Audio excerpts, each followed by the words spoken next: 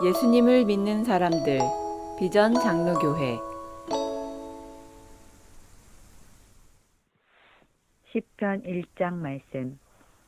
복 있는 사람은 악인의 꾀를 따르지 아니하며 죄인의 길에 서지 아니하며 오만한 자리에 앉지 아니하며 오로지 주님의 율법을 즐거워하며 밤낮으로 율법을 묵상하는 사람이다.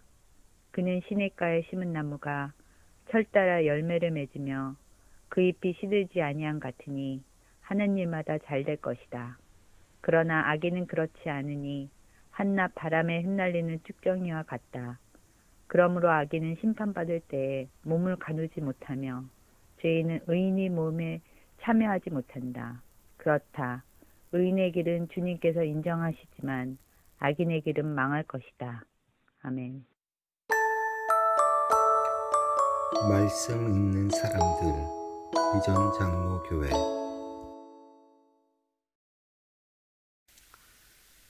풋생각을 남에게 건네지 않으려는 마음다짐. 독하게 꽃을 땡감을 떨구며 지나는 바람에 허튼 말 내지 않고 아니다 싶은 가지는 툭 분질러 버린다. 한민복 시인의 감나무라는 시의 일부입니다. 겉보기에는 빨갛고 단 그런 감을 맺을 것 같지 않은 생긴 것 같아요. 모양도 뒤틀려져 있고 얇고. 그런데 충실히 익은 이 감 하나를 맺기 위해 꽃도 떨구고 땡감도 떨구고 그리고 허튼 말 하지 않고 아니다 싶으면 가지도 분질러 버리는 굉장한 자기 충실성이라고 할까요? 오늘의 말씀은 바로 이 자기 충실성에 관한 이야기입니다. 우리 같이 기도하고 말씀을 나누도록 하겠습니다. 주님께로부터 배워야 할 것이 많이 있지만 진리의 길을 가는 사람의 마음가짐이 어떠해야 하는지를 배울 수 있게 해주옵소서. 아니다 싶으면 툭 분질러 버리고 꽃조차도 열매를 위해 떨구어 버린다는 감나무처럼 주께서 우리에게 생명의 열매를 주시기 위해 어떻게 섬기시고 진리를 어떻게 간직하셨는지를 배우며 주님의 자녀들이 오늘도 의미 있고 복된 삶을 살 수 있도록 주께서 도와주시며 지켜주옵소서.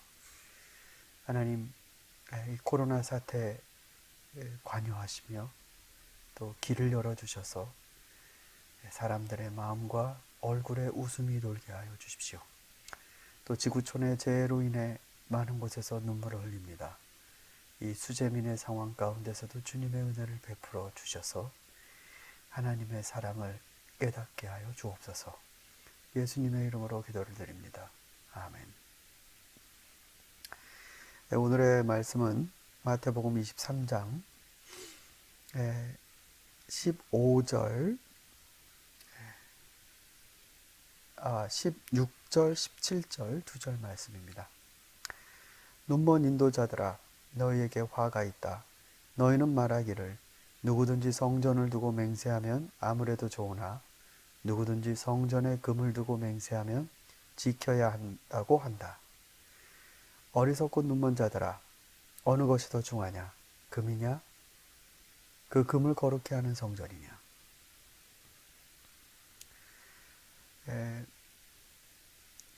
이 윗절에서는 바리새인과 율법학자들을 위선자라고 비난하셨습니다. 그런데 오늘 읽은 말씀에서는 소경이라고 이들을 평가하십니다. 이 소경이라는 것은 그야말로 이게 앞을 못 보는 사람 아니겠습니까? 그런데 이 사람들을 누군가 부축해서 가야 되는데 이들이 인도자가 되었습니다. 이 사람들이 걷는 것도 불안하지만 이 사람을 따라가는 그 사람은 얼마나 또 불안하겠습니까? 고르반이라고 하면 그게 바로 하나님 앞에 부모 계명을 지키는 거다. 그런가 보다. 그러나 그리스도께서 말씀하시는 그 진리의 기준에선 이건 땡감입니다. 이건 굉장히 떨떠름한 감입니다. 그리고 이건 핀 꽃이 아닙니다. 떨어뜨려야 될 꽃입니다. 이건 분질러 버려야 될 가지입니다. 이건 남에게 나눌 생각이 아닙니다. 더 익어야 됩니다. 그런데 이게 바깥으로 나와버렸습니다. 아니, 나온 정도가 아니라 인도합니다. 그래서 그들을 비난하시는 겁니다. 학생은 모르는 게 그렇게 흠되지 않습니다. 실수할 수도 있고요. 그런데 내가 모르면 아직은 잘 모르겠습니다. 잘 안 보이면 아직까지는 저는 잘 못 보겠습니다. 내 한계와 내 무지를 정말로 충실하게 볼 수 있다면 그 자는 굉장한 진리의 구도자입니다. 자기 자신이 모른다라는 걸 얘기할 수 있는 사람, 더 나아가 알기에 준비되는 사람, 이런 사람들이 그리스도의 길을 걸을 수 있는 자들이 아닐까. 그런데 이 바리새파 사람과 율법학자들은 자기 자신의 확신이 목적지가 되어버렸습니다. 이거다. 그래서 진리가 더 이상 길을 가지 않고 거기에서 막힙니다. 진짜 이럴까? 정말 이게 더 중요할까? 정말로 성전에 대고 맹세하면 아무렇지도 않고 성전 금을 놓고 맹세하면 철두철미하게 지켜야 된다. 정말 성전금이 성전보다 중요한가? 더 무르익고 따져봐야 될 질문들이 있지만 멈춰버렸습니다. 이거다. 주님께서는 바로 그 부분을 가리켜서 소경이라고 하시는 겁니다. 진리는 길이 아닐까요? 벽이 아니라. 인간으로서 진리는 그렇게 길로 가야 하는 것이 맞지 않겠습니까? 더 이상 못 가는 벽을 만난 사람? 과연 그 진리의 정점에 이르렀다고 하는 인간이 누가 있겠습니까? 아무쪼록 저와 여러분이 그리스도께서 우리에게 주시는 말씀을 귀담아 듣고 우리 안에 설익은 것, 땡감, 혹은 모양은 예쁘지만 떨구어야 됨에도 불구하고 이쁜 이유로 계속 치장하고 다니는 것들, 이런 내 마음의 허영들을 몰아내 진리를 정말 길이신 그리스도를 따라가는데 부족함이 없는 그런 신자가 될 수 있기를 소망합니다. 말씀 듣는 사람들 비전 장로교회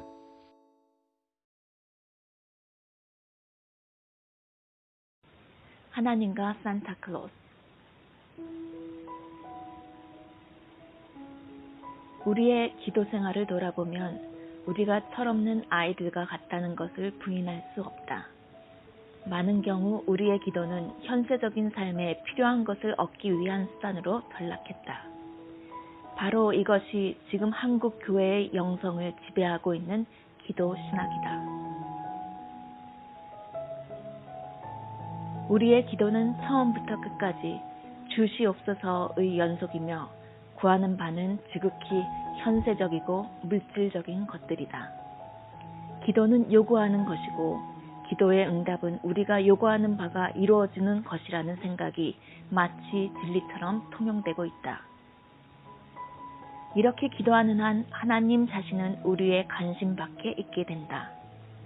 하나님을 만나고 그분과의 교제를 통해 자신이 변화되는 일은 결코 일어나지 않는다.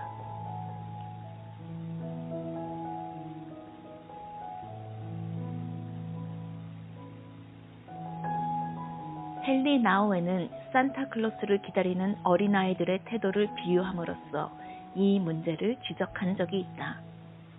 아이들은 성탄절에 산타클로스를 기다린다. 하지만 산타클로스를 만나고 싶어 하는 것은 아니다. 그들의 관심은 산타클로스가 아니라 그가 주는 선물이다. 선물만 받으면 아이들은 산타클로스를 이내 잊어버린다.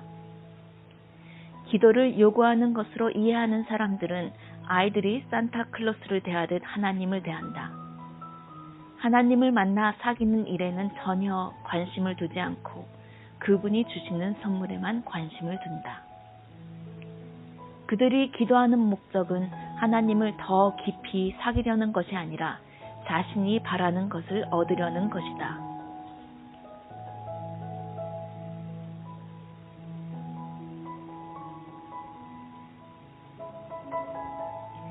우리는 내심으로 하나님이 우리 삶에 개입하시기를 바라지 않는다. 멀리 서서 우리가 원할 때 선물이나 보내주기를 바랄 뿐이다. 만일 우리가 하나님이 누구신지 그리고 그분이 우리 삶에 얼마나 중요한 존재인지 안다면 우리는 하나님, 저에게는 하나님이 전부입니다. 하나님이 계신 것만으로 충분합니다. 라고 기도하게 될 것이다. 이것이 바로 올바른 기도의 출발점이다.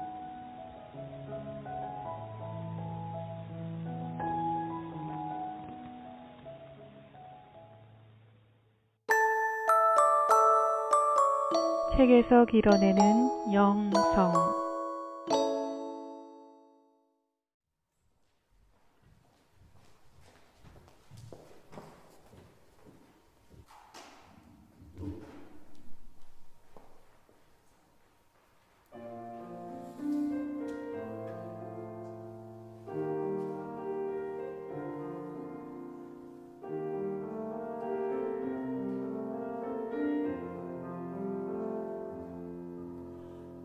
생명